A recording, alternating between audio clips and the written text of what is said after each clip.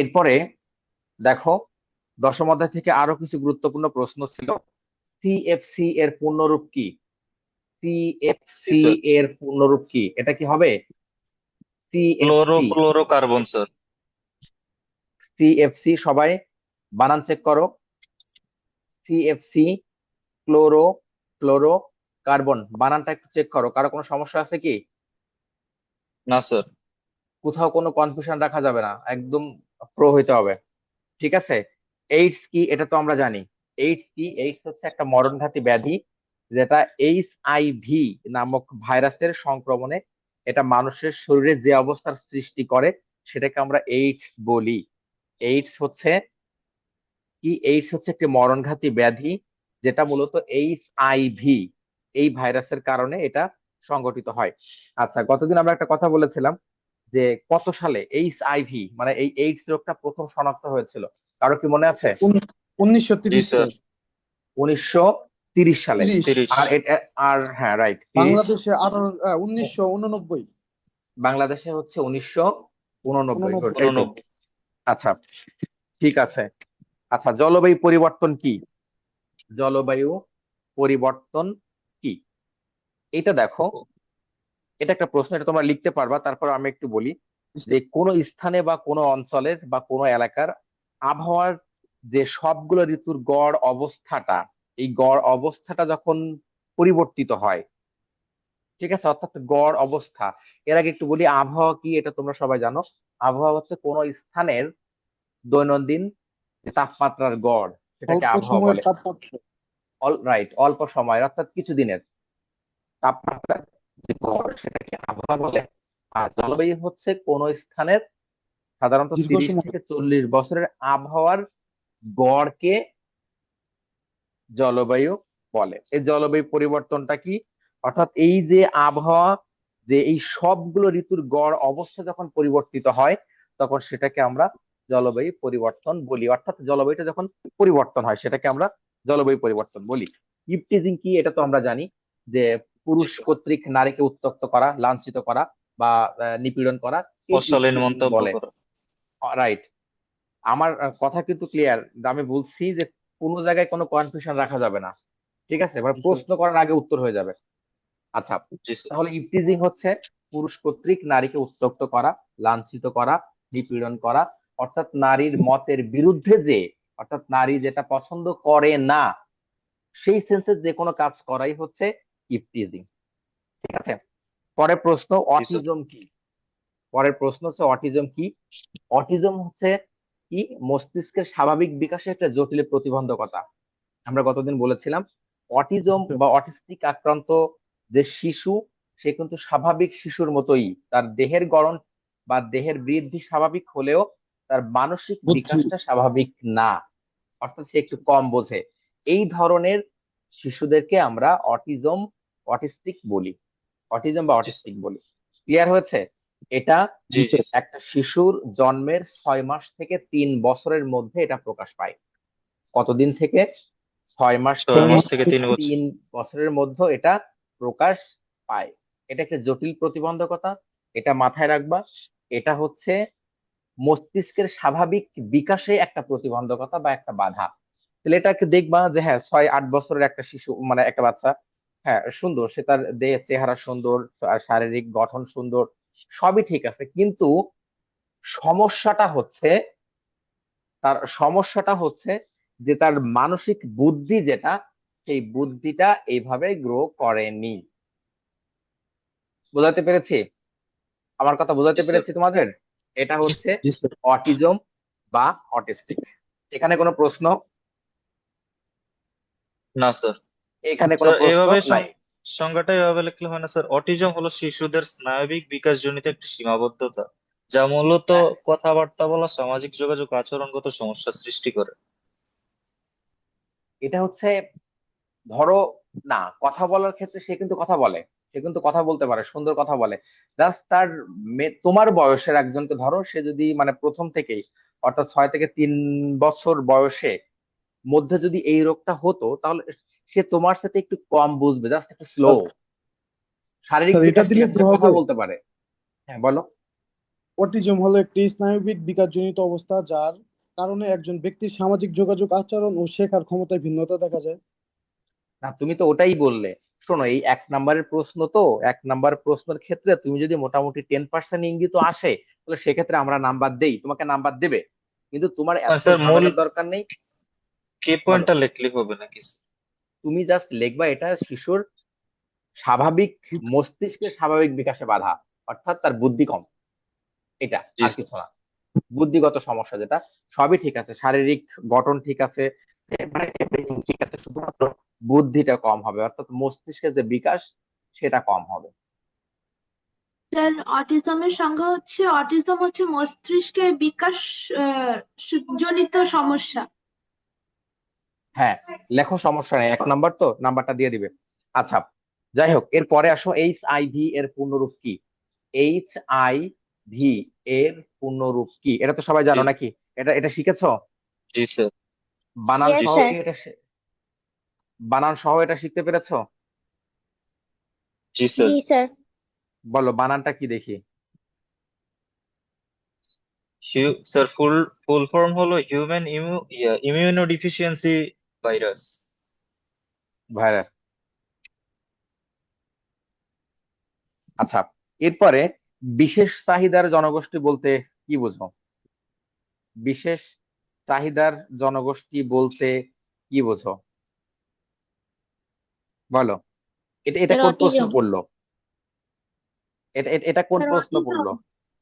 Sir না, autism বা না, প্রতিবন্ধী। বিশেষ চাহিদা, বিশেষ প্রতিবন্ধী চাহিদা যেটা, এটা হচ্ছে প্রতিবন্ধী যেটা, ওইটাই। ঠিক আছে। জি স্যার। আচ্ছা, জি স্যার। সাজরাতুল সাজরাতুল ইয়াকিন, স্যার। হ্যাঁ, সাজরাতুল আহমেদ, একে একটু লিঙ্কটা দাও তো তোমরা কেউ। স্যার অনেকেই পারতেছে না, হ্যাঁ, হ্যাঁ। অনেকেই স্যার অ্যাড হইতে পারতেছে না স্যার জুমে। কারা অ্যাড হইতে পারতেছে না? আব্দুল্লাহ স্যার আমাকে মেসেজ দিছে। আর এই আব্দুল্লাহ? জায়গায়, জি স্যার, ওর স্যার এই জায়গায় এরকম দেখাইতেছে বলে। স্যার এটা স্যার হয় কি অনেক সময় যে দেখেন আমি পাসওয়ার্ড আর ইনবক্সে আপনার মিটিং দিছি। আইডিটা দিয়ে দিলে স্যার হয়ে যায়, ঠিক হয়ে যায় স্যার। আব্দুল্লাহ, আপনি তো আব্দুল্লাহ লিঙ্ক বুঝতে দিয়েছেন পারতেছে স্যার। না। আমি আব্দুল্লাহকে দিচ্ছি লিঙ্ক।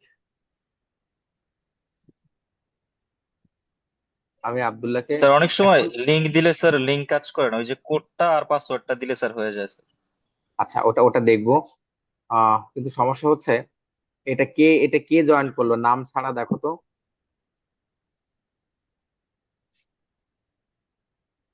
আমি আব্দুল্লাহকে লিঙ্ক দিয়েছি। ঠিক আছে, ও আশা করি ঢুকতে পারবে। আচ্ছা, যাই হোক, একটু আসো, এরপরে প্রশ্ন আসে। বিশেষ চাহিদার জনগোষ্ঠী হচ্ছে প্রতিবন্ধী যেটা, এটা। ঠিক আছে। এই প্রতিবন্ধীদের বোঝানোর জন্য এটা ব্যবহার করা হয়, যে বিশেষ চাহিদা সম্পন্ন গোষ্ঠী যেটা, এটা। আচ্ছা, এরপরে ইফটিজিং গেল, CFC কোনো সমস্যা নেই, নাগরিক সমস্যা এখানে সমস্যা নেই, অটিজম। বৈশ্বিক উষ্ণায়ন, বৈশ্বিক উষ্ণায়ন কি এটা তো জানো? স্যার আপনার অর্থাৎ কথা বিশ্বের, ক্লিয়ার আছে? এখন শুনতে পাচ্ছো? জি স্যার। জি স্যার। আচ্ছা,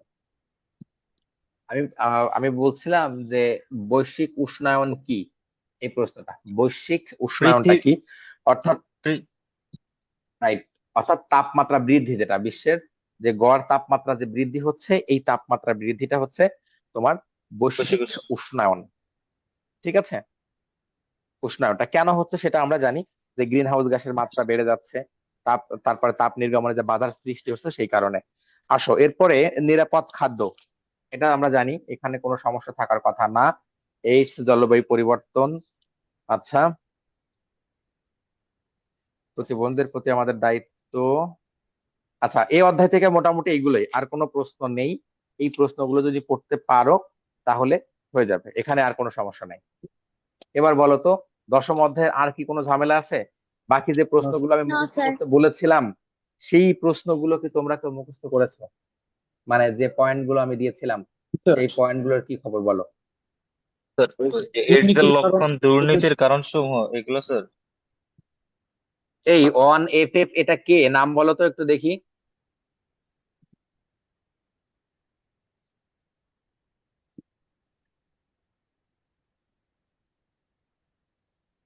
আব্দুল্লাহ আছো নাকি এখানে? আব্দুল্লাহ জয়েন করতে পেরেছো? দিবস আছে, তাসমিয়া আছে।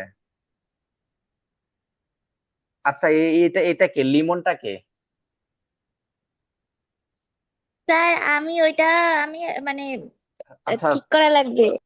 হ্যাঁ হ্যাঁ, কোনো সমস্যা নেই, মানে আমি মানে বুঝতেছি না যে ওরা আসছে কিনা। এইটা কার, এই যে 1FF0FFQ, এটা কে? এই যে লাস্টে মাইক যে মাইক আসলে। অন অফ করলো মাত্র। হ্যাঁ হ্যাঁ, এটা কে? এটা কে বলো? কথাই তো বলেন। স্যার চিনতেছি না কে এটা।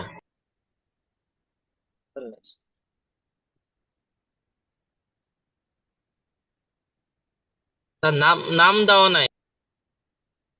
আচ্ছা, বাদ দাও, এরপরে আসো। আমার কথা শুনতে পাচ্ছ এখন? জি স্যার, জি স্যার। জি স্যার।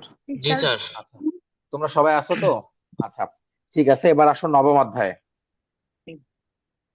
অধ্যায় 9।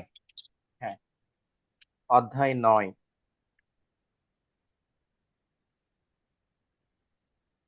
বলছি স্যার। অধ্যায় 9 হচ্ছে বাংলাদেশের বৈদেশিক নীতি। বৈদেশিক। খুব গুরুত্ব সহকারে পড়তে হবে। বাংলাদেশের বৈদেশিক নীতি। এই বৈদেশিক নীতিকে ইংরেজিতে আমরা বলি ফরেন পলিসি। ঠিক আছে? পররাষ্ট্র নীতি বা বৈদেশিক নীতি বা পররাষ্ট্র নীতি, বৈদেশিক নীতি বা ফরেন পলিসি, যাই বলো, কথা হচ্ছে সব এক। ঠিক আছে, জি স্যার। আসো, ভালো করে বুঝবা। প্রথম প্রশ্ন হচ্ছে পররাষ্ট্র নীতি কি বা বৈদেশিক নীতি কি। আগেই পরিষ্কার করছি, যেটাই পররাষ্ট্র নীতি ওটাই বৈদেশিক নীতি। ঠিক আছে? যেটাই পররাষ্ট্র নীতি ওটাই বৈদেশিক নীতি, ওটাই ফরেন পলিসি। এতটুকু বুঝতে পেরেছো? জি স্যার। আচ্ছা, তাহলে প্রশ্ন হচ্ছে পরীক্ষায় আসতে পারে পররাষ্ট্র নীতি কি, অথবা এটাও আসতে পারে বৈদেশিক নীতি কি, যেটাই আসুক একই। প্রশ্নের উত্তরটা খুবই সংক্ষেপে শোনো। বর্তমান বিশ্বে কোনো রাষ্ট্রই কিন্তু স্বয়ংসম্পূর্ণ না। একটা রাষ্ট্র আর একটা রাষ্ট্রের সাথে সুসম্পর্ক ছাড়া এই রাষ্ট্রটা কোনোভাবেই পরিচালিত হতে পারে না। সবগুলো রাষ্ট্রই একটা রাষ্ট্র আর একটা রাষ্ট্রের উপর নির্ভরশীল। একটু চিন্তা করো, সাম্প্রতিক সময়ে বিশ্বের সবচাইতে শক্তিধর দেশ হচ্ছে মার্কিন যুক্তরাষ্ট্র। সামরিক দিক থেকে, অর্থনৈতিক দিক থেকে এই দেশটা কি স্বয়ংসম্পূর্ণ?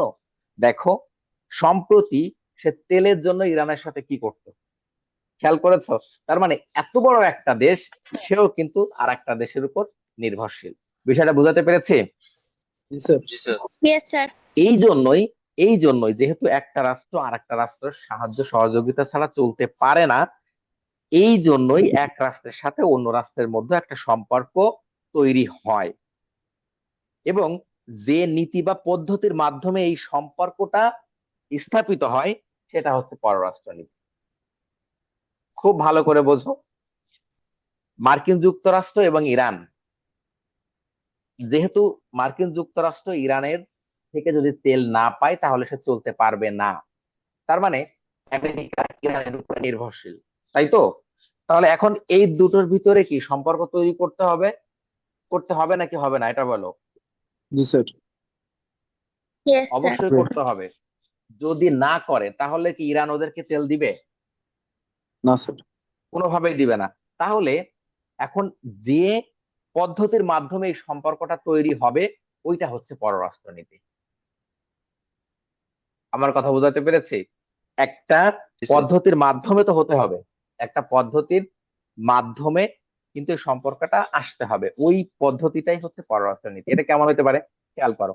আজকের পত্রিকা দেখেছো বা আজকের যে নিউজটা দেখেছো, যে ইরানের যে 10টা শর্ত, সেই 10টা শর্ত কিন্তু মার্কিন যুক্তরাষ্ট্র মেনে নিয়েছে, দেখেছো না? জি স্যার। খেয়াল করেছো তোমরা এটা? এই শর্ত কিন্তু তারা মেনে নিয়েছে। এখন এই যে 10টা শর্ত দিয়েছে, এই 10টা শর্ত মানার কারণেই এদের ভিতরে একটা সম্পর্ক তৈরি হবে। এই যে পদ্ধতিটা, এই যে একটা শর্ত দিল, ও এটা মেনে নিল, এটাই হচ্ছে পররাষ্ট্রনীতি। আমার প্রশ্ন বুঝাতে পেরেছি? টপিকসটা বুঝছো কিনা? যেহেতু একটা রাষ্ট্র আর একটা রাষ্ট্রের সহযোগিতা ছাড়া চলতে পারবে না, আর একটা রাষ্ট্রের সাথে একটা রাষ্ট্রের সম্পর্ক অবশ্যই তৈরি করতে হবে, এবং যে পদ্ধতির মাধ্যমে এই সম্পর্কটা তৈরি হবে সেটা হচ্ছে পররাষ্ট্রনীতি। ক্লিয়ার হতে পেরেছো সবাই? স্যার। জি স্যার। Yes sir. কারো কোনো সমস্যা নেই তো আর? না স্যার। না স্যার। না। আচ্ছা, এবার আসো, এই যে পররাষ্ট্রনীতি, বাংলাদেশের পররাষ্ট্রনীতির একটা মূল কথা আছে। পররাষ্ট্রনীতির মূল কথাটা হচ্ছে সকলের সাথে বন্ধুত্ব, কারোর সাথে শত্রুতা নয়। এটা মাথায় রাখতে হবে। বাংলাদেশের পররাষ্ট্রনীতির বৈশিষ্ট্য হচ্ছে সকলের সাথে বন্ধুত্ব, কারোর সাথে শত্রুতা নয়। 1972 সালে শেখ মুজিবুর রহমান এই নীতিটা চালু করেছিল যে আমরা যেহেতু ছোট রাষ্ট্র, আমাদের কারোর সাথে শত্রুতার দরকার নেই, আমরা কি সকলের সাথে বন্ধুত্ব করব, কারোর সাথে শত্রুতা করব না। এটা হচ্ছে বাংলাদেশের পররাষ্ট্র নীতির বৈশিষ্ট্য। ঠিক আছে? জি আমাদের স্যার। বাংলাদেশের পররাষ্ট্র নীতির কিছু বৈশিষ্ট্য আছে, অর্থাৎ একটা দেশের সাথে আরেকটা দেশের সম্পর্ক স্থাপনের ক্ষেত্রে বেশ কয়েকটা বিষয় বেশ কয়েকটা বিষয় মাথায় রাখা হয়। অর্থাৎ আমাদের পররাষ্ট্র নীতির যে মেন থিম সেগুলো হচ্ছে, এই যে বললাম যে সকলের সাথে সকলের সাথে বন্ধুত্ব, কারোর সাথে শত্রুতা না, এ একটা। আমাদের পররাষ্ট্রনীতির আর একটা বৈশিষ্ট্য হচ্ছে এটা স্বাধীন এবং নিরপেক্ষ। আমাদের এটা হচ্ছে স্বাধীন এবং নিরপেক্ষ। নিরপেক্ষ। ঠিক আছে, নিরপেক্ষ বুঝতে পেরেছো? আমরা কারোর পক্ষে যাই না, এটা আমাদের পররাষ্ট্রনীতির একটা বড় বৈশিষ্ট্য। এবং আরেকটা বড় বৈশিষ্ট্য হচ্ছে এটা উন্নয়নমুখী। অর্থাৎ কি করলে আমাদের দেশ উন্নয়ন হবে, অর্থাৎ কোন রাষ্ট্রের সাথে সম্পর্ক স্থাপন করলে আমার রাষ্ট্রের উন্নয়ন হবে। যেহেতু আমাদের দেশের মানুষের জীবন ধারণের মান হচ্ছে নিম্ন, এখানে জাতীয় নিরাপত্তা, স্বাধীনতা অক্ষুণ্ণ রেখে বৈদেশিক অর্থনৈতিক সাহায্য সহযোগিতা আমাদের দরকার হয়। এই জন্য কোন কাজটা করলে আমাদের উন্নয়ন হয়, সেরকম ধরনের পররাষ্ট্রনীতি আমরা গড়ে তুলি। এরপরে দেখো, আমাদের নিজস্ব একটা আদর্শ আছে। সেই আদর্শ ভিত্তিক এটা হয় যে আমাদের পররাষ্ট্র নীতিটা আসলে স্বাধীন, নিরপেক্ষ এবং অন্য রাষ্ট্রের হস্তক্ষেপ মুক্ত, মানে নিজস্ব একটা আইডিওলজিতে চলে। এটা আমাদের পররাষ্ট্র নীতির একটা বড় বৈশিষ্ট্য। এবং আন্তর্জাতিক ক্ষেত্রে মোটামুটি একটা মর্যাদা বৃদ্ধি হবে এরকম কাজগুলো করে, যে এমন কোনো পদক্ষেপ গ্রহণ করে না যেটা করলে আন্তর্জাতিক ক্ষেত্রে মর্যাদা হানি হবে। মানে এইগুলো হচ্ছে মোটামুটি আমাদের এই বৈদেশিক নীতির একটা বৈশিষ্ট্য। বিষয়টা বুঝতে পেরেছো? জি ইয়েস স্যার। স্যার। আচ্ছা, পররাষ্ট্র নীতি কি, এই জিনিসটা নিয়ে কোনো সমস্যা আছে? না স্যার। পররাষ্ট্র নীতি কি? পররাষ্ট্র নীতি কি? আগেই বলি, পররাষ্ট্র নীতি আগেই বলেছি যে যে পদ্ধতির যেহেতু মাধ্যমে। একটা রাষ্ট্র, হ্যাঁ রাইট, যেহেতু একটা দেশ আর একটা দেশের সাহায্য বা সহযোগিতা ছাড়া চলতে পারে না, যেহেতু চলতে পারে না, সেহেতু একটা রাষ্ট্রের সাথে আর একটা রাষ্ট্রের সম্পর্ক গড়ে তুলতে হয়। এই গড়ে তোলার ক্ষেত্রে সম্পর্ক গড়ে তোলার ক্ষেত্রে যে পদ্ধতি অনুসরণ করা হয় সেটা হচ্ছে পররাষ্ট্র নীতি। স্যার, এইভাবে ঠিক লিখলে তো আছে? হবে না, যে পদ্ধতির মাধ্যমে দুইটি দেশের মধ্যে সম্পর্ক স্থাপন করা হয় তাকে পররাষ্ট্রনীতি বলে। হবে, কোনো সমস্যা নেই, লিখতে পারবা, কোনো সমস্যা নেই। ঠিক আছে, জি তাহলে স্যার। পররাষ্ট্র নীতি এবং বাংলাদেশের পররাষ্ট্র নীতির বৈশিষ্ট্য নিয়ে আশা করি তোমাদের কোনো সমস্যা থাকার কথা স্যার না। পররাষ্ট্রনীতি কি খালি দুইটা দেশের ভিতরেই হয় নাকি একাধিক দেশের না না ভিতরে বাবা, হতে পারে? এটা এটা সব দেশের সাথেই হয়।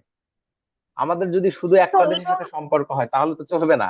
এটা একাধিক রাষ্ট্রের সাথে হতে পারে, এটা কোনো সমস্যা না তো, এটা আরো ভালো। এটা সবার সাথে হতে পারে, এটা সব দেশের সাথে স্যার হতে পারে এবং হয়। পররাষ্ট্রনীতির একটা exact সংজ্ঞা যদি আপনি বলে দিতেন এটা আরো বেশি ভালো হতো কোনটা আবার বলো? মানে পররাষ্ট্রনীতির একটা মানে একটা জাস্ট অনলি সংজ্ঞা যদি আপনি বলে দিতেন আমরা ওইটাই মুখস্থ করে আর কি রাখতাম। এই যে এটা, যে নীতির মাধ্যমে একটা রাষ্ট্রের সাথে আর একটা রাষ্ট্রের মধ্যে সম্পর্ক স্থাপিত হয়, যে নীতি লেখো, যে নীতি বা পদ্ধতির মাধ্যমে, যে নীতি বা পদ্ধতির মাধ্যমে, লেখা হয়ে গেলে আমাকে বলো। যে নীতি বা পদ্ধতির মাধ্যমে। জি স্যার লিখছি। যে নীতি বা পদ্ধতির মাধ্যমে একটা রাষ্ট্রের সাথে অন্য রাষ্ট্রের, একটা রাষ্ট্রের সাথে অন্য রাষ্ট্রের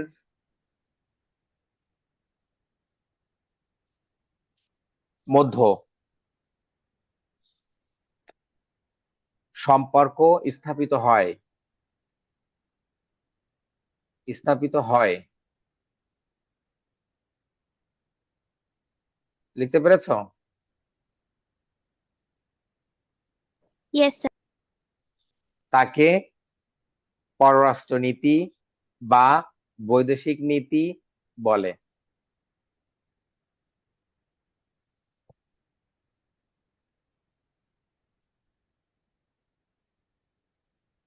ঠিক আছে, এখন হয়েছে?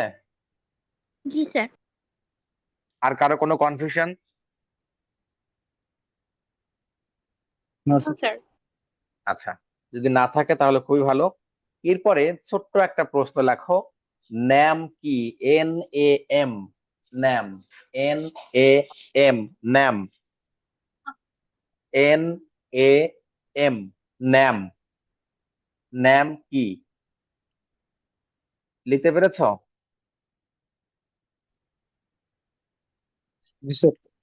জি স্যার। আচ্ছা, ন্যাম হচ্ছে, এটার full meanings non alignment movement. আমার কি বানান বলা লাগবে নাকি তোমার কাছে বইপত্র আছে? স্যার বইতে আছে লেখা। বইতে থাকলে কিন্তু হবে না, এটা তোমাকে পড়তে হবে। ঠিক আছে, দ্রুত দাগ দাও, খাতায় লিখে ফেলো, নন অ্যালাইনমেন্ট মুভমেন্ট। ঠিক আছে, এই জোট নিরপেক্ষ লেখা শেষ। তা কি? এই ন্যাম কি? এটা একটুখানি আমি খুবই সংক্ষেপে বলি। এই ন্যাম কি? দেখো, দ্বিতীয় বিশ্বযুদ্ধ হয়েছিল না 1939 সালে?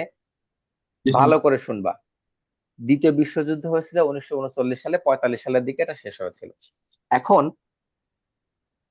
এই দ্বিতীয় বিশ্বযুদ্ধের পরে সমস্ত বিশ্ব দুটো ব্লকে ভাগ হয়ে গিয়েছিল। দুটো ব্লকে, মার্কিন যুক্তরাষ্ট্রের নেতৃত্বে পুঁজিবাদী বিশ্ব এবং সোভিয়েত রাশিয়ার নেতৃত্বে সমাজতান্ত্রিক বিশ্ব, দুটো ব্লক।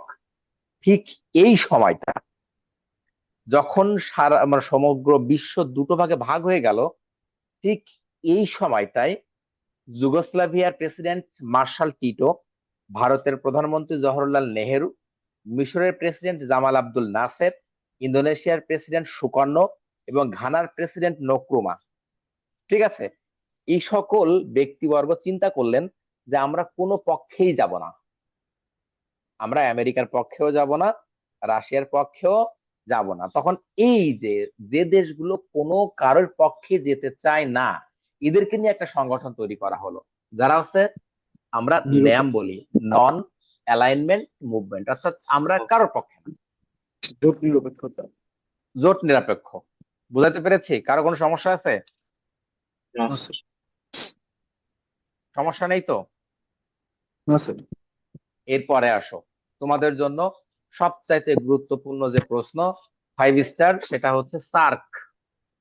লেখো সার্ক, সার্ক লিখে ফেলো। সবচাইতে গুরুত্বপূর্ণ প্রশ্ন সার্ক। তোমাদের পরীক্ষায় সার্ক এবং জাতিসংঘ থেকে প্রশ্ন চলে আসবে, সার্ক তো পাবাই।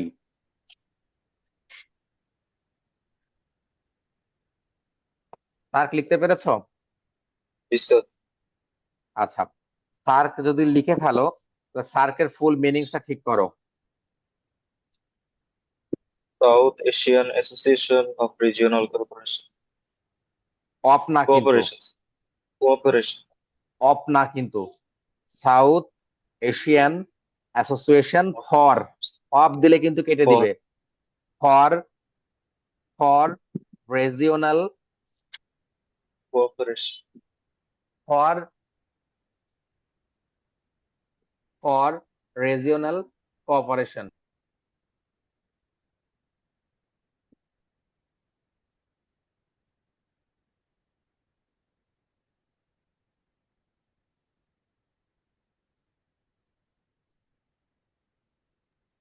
শুনতে পাচ্ছ আমাকে? জি স্যার। আমাকে শোনা যাচ্ছে? জি স্যার। আচ্ছা, দেখো সার্ক যেটা বললাম, সার্কের এখানে অফ লিখবা না, তোমরা অধিকাংশ কিন্তু অফ লিখে ফেলো, যে অফ,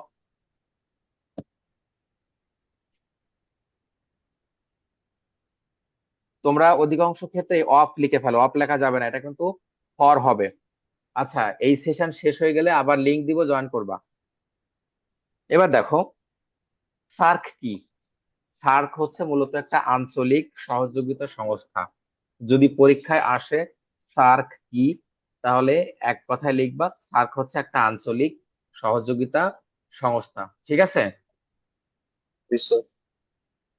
সার্ক কিন্তু আঞ্চলিক সহযোগিতা সংস্থা, এবং তুমি 9 এবং 10 এই অধ্যায় থেকে পরীক্ষায় উত্তর করতেই হবে, অবশ্যই করবা।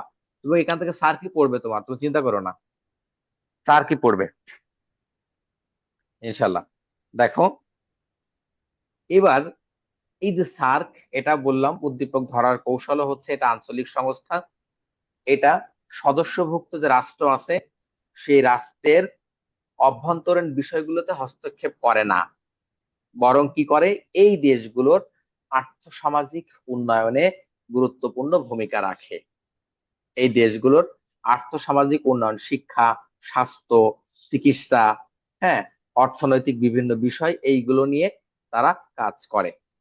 সার্কের বর্তমান সদস্য সংখ্যা হচ্ছে 8টা, এবং সর্বশেষ সদস্য হচ্ছে কোন রাষ্ট্র? আফগানিস্তান। আফগানিস্তান। ঠিক আছে, আফগানিস্তান 2007 সালের 3 এপ্রিল এটা প্রতিষ্ঠিত হয়েছিল। সার্ক এটা গঠিত হয়েছিল দেখো 1981 সালে, 7টা দেশের একটা বৈঠক হয়েছিল। ঠিক আছে, এটার উদ্যোগ নিয়েছিলেন রাষ্ট্রপতি জিয়া রহমান। ঠিক আছে, 1981 সালে সার্ক গঠিত হয়েছিল, 1981 সালে, এবং এটা গঠন করেছিলেন তৎকালীন রাষ্ট্রপতি জিয়া রহমান। প্রথম সার্কের শীর্ষ সম্মেলন হয়েছিল 1985 সালে, এটা ঢাকাতেই হয়েছিল। এটা হচ্ছে সার্ক। সার্কের মূল বিষয় হচ্ছে এটা আঞ্চলিক সাহায্য সহযোগিতা সংস্থা। ঠিক আছে, এবার আসো সার্ক কেন গঠন হলো। সার্ক কেন গঠন হলো আর কিছু না, মানে সার্কের লক্ষ্য উদ্দেশ্য কি। ঠিক আছে, আগেই বলছি তুমি এটা পরীক্ষায় ছেড়ে আসার কোনো সুযোগ নেই। সার্ক আগে বলেছিলাম এটা আঞ্চলিক সহযোগিতামূলক সংস্থা। ঠিক আছে, তার মানে সদস্য রাষ্ট্রগুলোর আর্থসামাজিক উন্নয়নে এটা গুরুত্বপূর্ণ ভূমিকা রাখে। লেখো, 1 নাম্বারটা লেখো, জীবনযাত্রার মান উন্নয়ন। জীবনযাত্রার মান উন্নয়ন সার্কের লক্ষ্য, একমাত্র মানে যতগুলো লক্ষ্য আছে তার ভিতরে অন্যতম একটা হচ্ছে জীবনযাত্রার মান উন্নয়ন। আচ্ছা, এই জীবনযাত্রার মান উন্নয়ন কাদের? এটা কি সমস্ত পৃথিবীর মানুষের জীবনযাত্রার মান উন্নয়নের দায়িত্ব নিয়েছে সার্ক? না স্যার। তাহলে এশিয়ার, সার্কভুক্ত দক্ষিণ দেশগুলো। এশিয়ার। সার্কভুক্ত অর্থাৎ সদস্যভুক্ত যে দেশগুলো আছে, এই সদস্যভুক্ত দেশগুলোর জীবনযাত্রার মান উন্নয়ন। আমি কিন্তু বলছি এটা কিন্তু খুবই সম্ভাবনার, সুতরাং এটা নিয়ে আগে রেডি হও, নোট তৈরি করে ফেলো।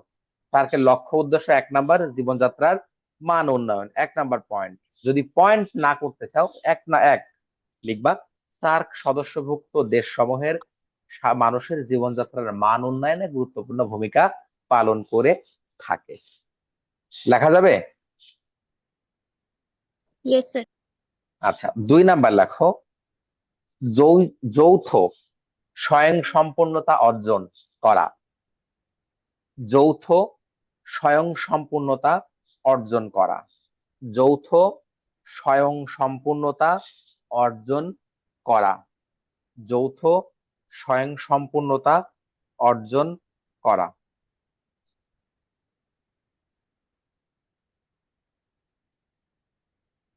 ঠিক আছে, জি স্যার।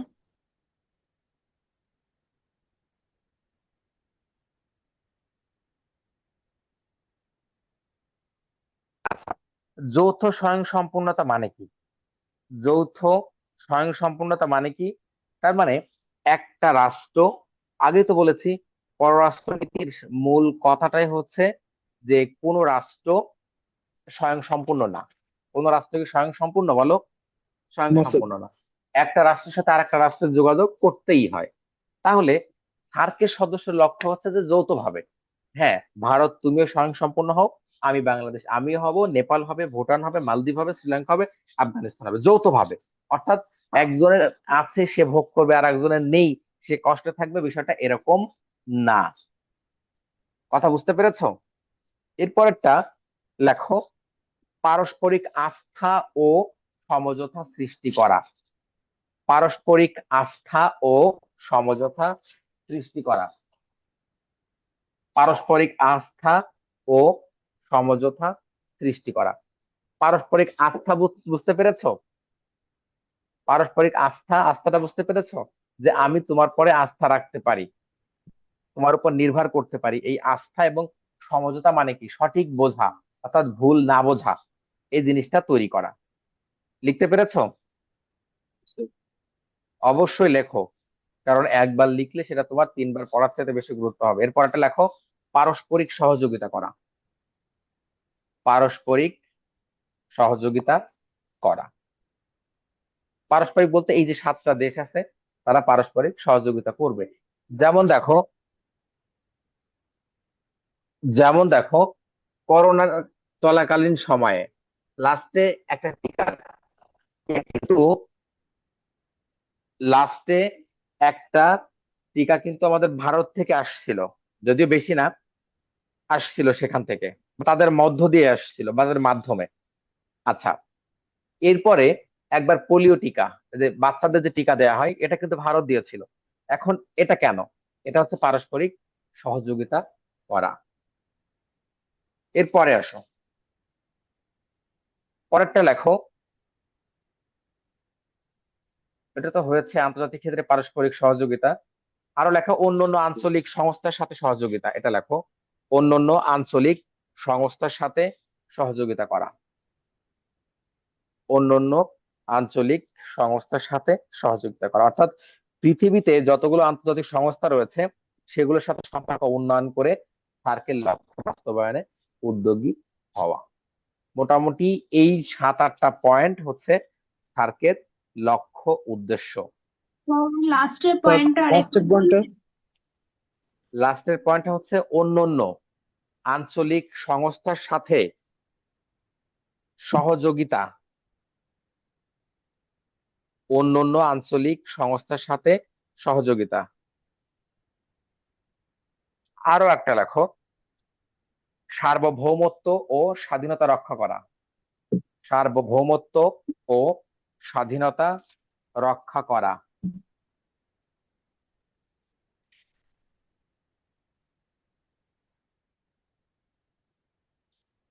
লিখতে পেরেছো? জি স্যার। আচ্ছা, এবার দেখো, যে কয়েকটা লক্ষ্য আমি কিন্তু বলছি এটা তোমাকে পড়তেই হবে, কারণ এটা কিন্তু লাগবে পরীক্ষায়, এটা কিন্তু আসবে এখন। বুঝতে পারতেছো? এটা কিন্তু শহীদ প্রেসিডেন্ট জিয়াউর রহমানের প্রতিষ্ঠা করা সংগঠন, এখন তারা কিন্তু ক্ষমতায় আছে। সুতরাং এইটার ক্ষেত্রে একটু এক্সট্রা কেয়ার নিতে হবে তোমাকে, এটা কিন্তু পড়তে পারে। ঠিক আছে? সার্ক নিয়ে আর কারো কোনো প্রশ্ন আছে? না স্যার। সার্কের লক্ষ্য স্যার, উদ্দেশ্য? সার্বভৌমত্ব ও স্বাধীনতা রক্ষা করা বলতে ওরা কি যুদ্ধের সময় হেল্প করে এমন কিছু? সার্বভৌমত্ব এবং স্বাধীনতা রক্ষায় তারা ভূমিকা রাখে কিভাবে? তোমার রাষ্ট্র যদি অন্য একটা রাষ্ট্র কর্তৃক আক্রমণের শিকার হয় সেই ক্ষেত্রে তারা তোমাকে সহযোগিতা করবে। যখন তোমার সার্বভৌমত্বের প্রতি হুমকি হচ্ছে, তারপরে তোমার যে অন্য একটা রাষ্ট্র আক্রমণ করে আসলো, বা তোমার স্বাধীনতা নষ্ট হচ্ছে, বা তোমার অভ্যন্তরীণ বিষয়ে অন্য একটা রাষ্ট্র তোমাকে নাক গলাচ্ছে, তারা প্রভাব বিস্তারের চেষ্টা করছে, সেই ক্ষেত্রে বাকি রাষ্ট্রগুলো সহযোগিতা করবে। বুঝতে পেরেছো? জি স্যার। আচ্ছা, এটা এটা গেল সার্ক। সার্ক থেকে আর কোনো প্রশ্ন আছে যেটা বুঝতে পারছো না? না স্যার। 1 মিনিট সময় আছে, কেটে যাবে, আমি আবার লিংক দিচ্ছি, লিংক দিলে আবার সবাই জয়েন করবা। দেখো, সার্কের কিছু সাফল্য আছে। একটা জ্ঞানমূলক প্রশ্ন, সার্ক বিশ্ববিদ্যালয় স্থাপন করা হয়েছে। সার্ক বিশ্ববিদ্যালয় স্থাপন করা হয়েছে। এই সার্ক বিশ্ববিদ্যালয় হচ্ছে ভারতের নয়াদিল্লিতে। ঠিক আছে, সার্ক বিশ্ববিদ্যালয় কোথায় অবস্থিত যদি প্রশ্ন আসে, এটা হচ্ছে ভারতের নয়াদিল্লিতে, যেটা 2010 সালে তৈরি করা হয়েছিল।